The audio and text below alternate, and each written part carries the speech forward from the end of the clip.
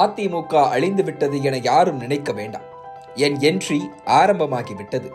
வரும் 2026 சட்டமன்ற தேர்தலில் அதிமுக தனி பெரும்பான்மையுடன் ஆட்சி அமைக்கும்.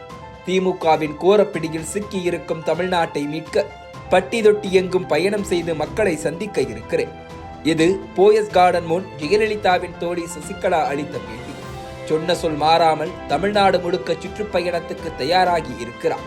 சசிகலாவின் இந்த அரசியல் ரீஎன்ட்ரி முதல் தமிழ்நாடு சுற்றுப்பயணம் வரை அத்தனையையும் பிளான் செய்து கொடுத்து மங்கி போயிருந்த தனது அரசியல் வாழ்வையும் சேர்த்தே ரீஸ்டார்ட் செய்திருக்கிறார் ஒரு முக்கிய புள்ளி.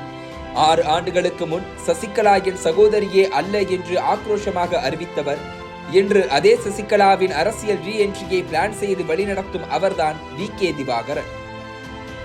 திருவாரூர் மாவட்டம் திருத்துறைப்பூண்டியில் பிறந்த வி.கே. திவாகரன் 1987களில் அதிமுகவில் தன்னை இணைத்துக் கொண்டார். சினிமா கனவுகளுடன் மன்னார்குடியில் இருந்து வந்தவர் ஜெயலலிதாவின் போயஸ் கார்டனில் அவரது பாதுகாப்பு ஊழியராக பணியாற்றினார். ஒரு கட்டத்தில் ஜெயலலிதாவின் அரசியல் நிகழ்வுகள் மற்றும் அரசியல் சுற்றுப்பயணங்களை ஒருங்கிணைப்பது என அவருக்கு மிகவும் நெருக்கமானார். இந்த சூழலில்தான் 1991ஆம் ஆண்டு முரளி கதாநாயகனாக நடித்த அதர்மம் எனும் படத்தில் காவலர் கதாபாத்திரத்தில் சினிமா என்ட்ரி கொடுத்தார் திவாகரன். சினிமாவில் தனக்கென கரியரை உருவாக்க நினைத்தவருக்கு சினிமா கை கொடுக்கவில்லை. இதனால் ஜெயலலிதாவை சுற்றியே அவரது பாதுகாவலராக வலம் வந்தார். எனினும் அரசியல் விவகாரங்களை விட்டு விலகியே இருந்தார். இந்த சூழலில்தான் மன்னார்குடியில் இருந்த சசிகலா குடும்பம் போயஸ் கார்டனுக்கு குடிபெயர்ந்தது.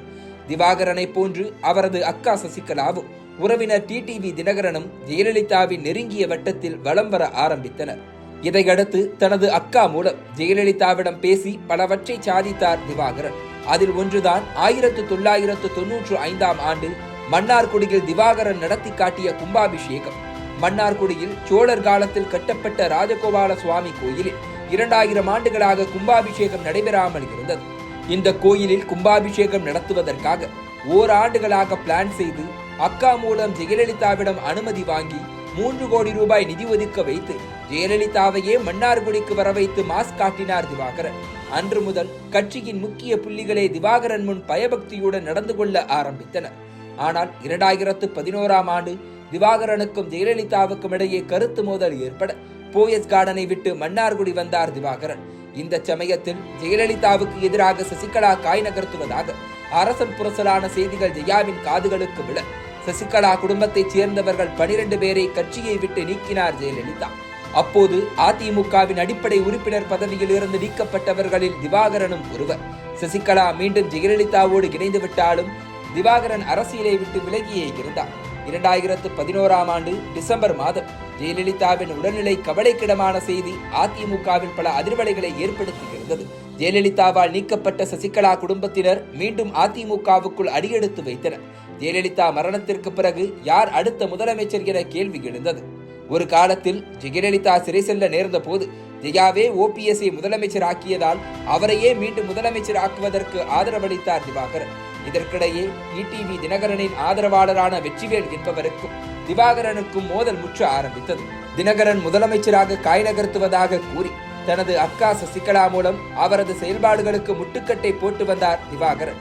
இந்த சூழலில் ஜெயலலிதா சிகிச்சை பெற்று வருவது போன்ற வீடியோ காட்சிகள் இணையத்தில் வெளியாகி பரபரப்பை கிளப்பி வந்தது. அந்த வீடியோவுக்கு பின் இருப்பவர் தினகரன் தான் என பேசி அதிர்ச்சியை கிளப்பினார் திவாகரன். போதாக்குறைக்கு ஜெயலலிதா மரணமடைந்த போது மருத்துவமனையின் பாதுகாப்பு கருதியே தாமதமாக அறிவிப்பு வெளியிட்டனர் என பேசி பரபரப்பை ஏற்படுத்தினார். திவாகரனின் இந்த பேட்டி ஏற்கனவே ஜெயலலிதா மரணத்தில் மர்மம் இருப்பதாக கிளம்பிய சந்தேகங்களை மேலும் எண்ணெய் ஊற்றி வளர்த்துவிட்டது. OPS தர்ம யுத்தத்தில் இறங்கிய பிறகு கட்சிக்குள் நடந்த போட்டிக்கு மத்தியில் எடப்பாடி பழனிசாமி தமிழ்நாட்டின் முதலமைச்சராக பதவியேற்க அவருக்கு தனது ஆதரவை கொடுத்தார் திவாகரன். இதன் மூலம் தனது உறவினரான டிடிவி தினகரனின் முதலமைச்சர் ஆக வேண்டும் எனும் கனவுக்கு எண்டு கார்டு போட்டுவிட்டதாக நினைத்தார். தொடர்ந்து டிடிவி தினகரன் கொடுத்த அழுத்தத்தால் சசிகலா அவருக்கு அதிமுக துணை பொதுச் செயலாளர் பொறுப்பு வழங்கினார். இதனால் திவாகரனுக்கும் சசிகலாவுக்கும் இடையே மோதல் வெடித்தது. சொத்து குவிப்பு வழக்கில் சசிகலா சிறை செல்ல ஒட்டுமொத்த மன்னார்குடி குடும்பத்தையும் ஓரங்கிட்ட தொடங்கினார் எடப்பாடி பழனிசாமி. இதனால் டிடிவி தினகரன் தனியாக கட்சி தொடங்குவதாக அறிவித்தார். அம்மா மக்கள் முன்னேற்ற கழகத்தை தொடங்கினார். மற்றொரு பக்கம் திவாகரனும் அம்மா அணி எனும் பெயரில் புதிய இயக்கத்தை தொடங்கினார். ஆனாலும் அதிமுகவுக்கே தனது ஆதரவு என எடப்பாடி பக்கமே நின்றார். ஆனால் ஒரு கட்டத்தில் பழனிசாமியை திவாகரனை ஓரங்கட்ட டிடிவியுடன் ஐக்கியமாக எண்ணினார். ஆனால் அங்கேயும் தனக்கான கதவுகள் மூடப்பட்டன என்பதை உணர்ந்து தனது புதிய அணி மூலம் நலத்திட்ட உதவிகளை மட்டும் முன்னெடுத்தார். பின்னர் தனது அமைப்பை அண்ணா திராவிடர் கழகம் என கட்சியாக பதிவு செய்தார்.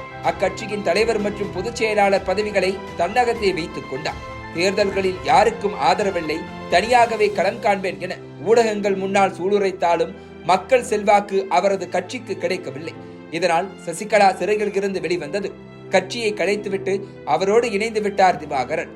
தற்போது சசிகலாவுக்கு மூளையாக இருந்து அவரது ரீஎன்ட்ரியை பிளான் செய்து கொடுத்திருக்கிறார். அதிமுகவில் இருந்து நீக்கப்பட்டவர்கள், சசிகலா ஆதரவாளர்கள், அமமுக நிர்வாகிகள் என எல்லோரையும் ஒரே குடையின் கீழ் கொண்டு வந்து மிகப்பெரிய கூட்டத்தை காட்டி அக்காவின் அரசியல் ரீஎன்ட்ரியை அமர்க்களப்படுத்த முடிவு செய்திருக்கிறார். திவாகரனின் இந்த திட்டங்கள் சிதறுண்டு கிடக்கும் அதிமுகவை ஒன்றிணைப்பதில் வந்து முடியுமா என்பதை பொறுத்திருந்து பார்க்கலாம்.